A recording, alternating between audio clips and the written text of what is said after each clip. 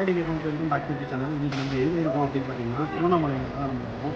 கிட்டத்தட்ட இங்கே பார்த்தீங்கன்னா ஒரு 1100 வருஷம் பழமையான ஒரு சிவன் கோயில் தான் இது. இது பார்த்தீங்கன்னா கிட்டத்தட்ட 9 கோபுரம் வந்து அமைஞ்சிருக்கு. அதுவும் இல்லாமல் இங்கே வந்து கிரிவலம் பார்த்தீங்கன்னா ஒரு 14 கிலோமீட்டர் கிரிவலம் இருக்குது.